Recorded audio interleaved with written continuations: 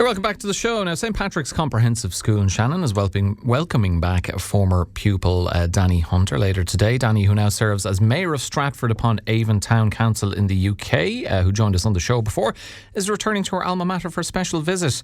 With a strong interest in special educational needs, Dani will be meeting with staff, including our other guest this morning, Leona Leonard, a teacher who works closely with students in the school's autism classes. A very good morning to both of you. Thanks for coming in. Good morning, Alan. Good morning. Thank you for having us. And nice to have you in person, Dani. I was hoping, because I've seen pictures of you in the full mayoral regalia, and, the mayoral chains in this country are impressive, but the chains over there, certainly in Stratford-upon-Avon at least, along with the attire, the hat, it's kind of like like a pirate hat or something. I was hoping you'd wear that in, but sadly not. But you do have a big medal. I do. I have the really heavy bit. In fact, I also had to pay extra for my luggage coming over as well because it was a bit too heavy, too many shoes. Well, look, thanks very much for coming in. So talk to us a little bit about your visit. You're back in Shannon. I don't know how often you get back, but if you do, probably not for a visit of this type, walking the corridors of your old school. What will that feel like? It's been about 3.5 years since the last time I was back, and about 3 years before that because COVID put a stop to all those trips. And my parents, who were in Shannon until about 6 years ago, followed me over to spend more time with the grandchildren. So there's not as big of a draw to come back. So it's fantastic to be invited and have an excuse to come home. I'm really looking forward to going into the camp later and seeing some of the more familiar things, but also how many great changes there are, especially on the special educational needs side. And it's going to be really exciting. In terms of the last time you would have been in St Patrick's, would it have been, when you skipped out the door at your leaving cert results, or? No, I was one of those nerdy ones who kept wanting to go back and visit. Okay. I think it was, about 11 years ago. I was coming over to collect my wedding dress that I got in Galway, and made an excuse to pop in and say hello, and sat in the staff room and had a chat with some of the old teachers that I had there, some of whom who are still there, and I can't wait to see later. Ah, lovely. It'd be a kind of, I guess it'd be quite an emotional visit in a sense. Yeah, it'll be great to, go in and see old classrooms, all the old photographs. I know there's one there that I might be hiding in the back of, but seeing how much education has progressed in Ireland as well, it's really great to see all the changes, all the positive changes that have happened over the last maybe 10 or so years. And I suppose, Leona, any school wants the best for its students and wants to see them achieve what they want to achieve and do well in life, and welcoming back a former student like Dani and seeing what she has gone on to do will be a great occasion for St Patrick's as well. Absolutely. We're delighted to have Dani come and visit the camp. I think the camp is very unique in that we, promote inclusion and identity, and the fact that we're a non-uniform school as well, students get to express their identity as well. So I think that Dani will see a lot of changes, especially. We were just briefly talking there before we came in for the interview, and we were mentioning about the ASD class, and I suppose I'm a full-time teacher there myself, and my colleague Yvonne Nugent, we kind of manage it. We have 18 students attached to the class, and 8 of them are in the class, ASD class, the majority of the time, but go out to mainstream, and then the rest are in mainstream but come back, if they're feeling overwhelmed or need that bit of downtime. So we're very lucky with the space that we have in the camp as well, and we have so much extracurricular activities, the drama, the musical. We have a language ambassadors program as well. We're one of the few schools that have that running in the camp, so I think you're going to see a lot of changes, Dani. I can't wait. When you come. How did the St Patrick's that you went to, Dani, how did that help shape your confidence, your ambitions and eventual path in what you've gone on to do in public service and everything else?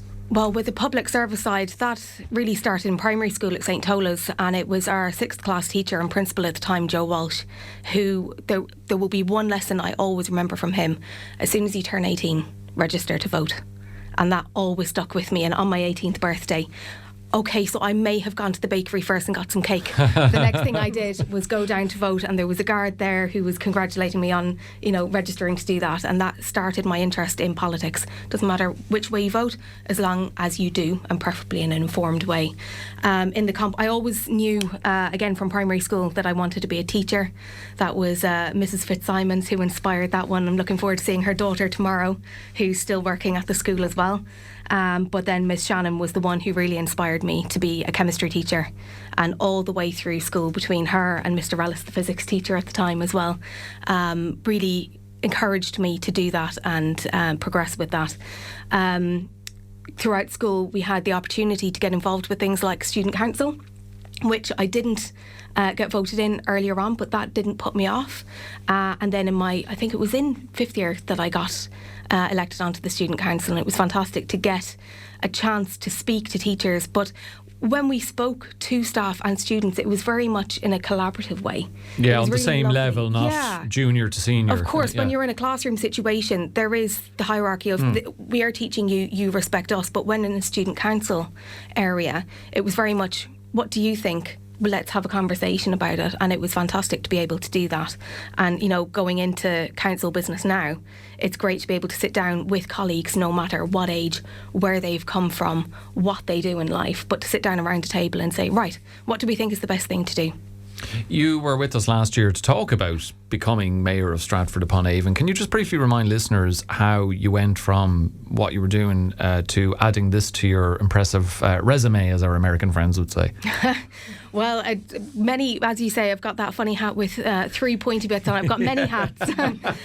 So I work as admin in a secondary school in King Edward VI School in Stratford, which was Shakespeare School. And I did a bit of filling in on chemistry teaching there just before Christmas as well, which was great to get back in the lab. But to go into the council side of things, I had taken a career break as I have 2 young children, 6 and 9, Alana and Simon. And I was approached to join the town council. Now, it isn't a case of just saying, oh yeah, I'll do that. You have to be elected. So it was a case of going out and canvassing. And fortunately for me, I live bang in the middle of the area that I now represent. So it was friends and neighbours and chatting with them and what do you want to see happen in the town? And fortunately for me, they felt I was one of the 2 best choices. Myself and my colleague Ian were both voted in for our area of Orchard Hill. Then in the town council, there are 18 councillors, one of whom is mayor. You put your name forward if you're interested in becoming mayor. It's a 2-year process. You become deputy and then you become mayor. So I put my name down on the list. There were 2 of us at the time. And again, I was very fortunate to get the honour of becoming mayor for this year. It is amazing in a sense. I'm thinking, I do an Othello for my leaving cert, and if I were in your shoes, I don't know what Shakespeare, if any, you did in school, but I was King Lear. King Lear, you could never have imagined being.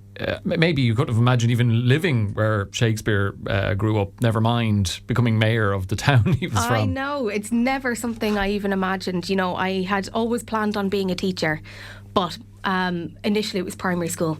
I'm sad to say my Irish isn't good enough for that. So thank you for... Well, at least you don't need it over there. Thank you, Miss Shannon, for inspiring the chemistry side of things. But again, it was actually easier to get into uni in England to do a PGC, a postgraduate certificate in education, to do chemistry. The plan was to come home. But I did manage to get a job fairly quickly in a lovely girls' school in Salisbury, which is where I was there for 3 years. And again, the plan was to stay for a while and come home. And then I met my husband. And then I got plans changed. He then got promotion. He's a teacher as well. He got promotion up to Stratford, which is obviously when we moved up about 12 years ago now. And but I never imagined that I would be living in Shakespeare's Town, let alone visiting the RSC frequently, going to see different plays, meeting actors, and being the town's first person for a year is just an amazing honour. It really is. And Leona, I'm just thinking of the students, and particularly the students in the autism classes, how powerful it will be to see someone from their own town return and in a leadership role and take an interest in inclusive education as well. Absolutely. And something that resonated there when Dani mentioned the student council. I'm over the student council in the school. And you'd see those quieter students who are able to voice their opinions, and some come across as very strong, but it gives them an additional space. And we have representatives from the ASD class in Inver on the student council, and it's fantastic. So it's very student centred, and I mean, we have amazing staff and SNAs there to support the students, and get them that extra mile, focusing on their interests as well is really, really important to them, and being able to bring them that bit further. You mentioned Miss Shannon there as a huge inspiration to you, Dani. She actually comes over and teaches in the ASD class with us, and is fantastic with the students.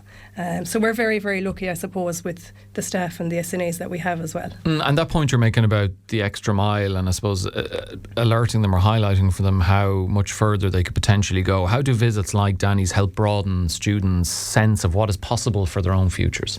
Well, I suppose it gives them an insight of a past pupil in the school, what they went through, I suppose, and that they're able to ask them any questions. I think that's the biggest thing for them, that they want to be able to ask the questions and be given answers, and to tell them that basically there is avenues there. There might be longer avenues and not straightforward, but there is options for them after they leave school. So I think having the likes of yourself, and especially Mayor, I think that's even a bigger hat to them. We're all about hats this morning. Dani, you have a strong interest in special educational needs. Where did that first develop? So I've got 2 children, as mentioned already. Simon is 9. He is autistic, he has ADHD, and he's minimally speaking. Okay. So only just over a year ago he really started to get some words. Doesn't have sentences yet, but he's got his phrases like "don't panic" and "good job, Peppa," all in funny voices, of course. And my daughter Alana is also ADHD diagnosed recently as well, although we've known that for a long time.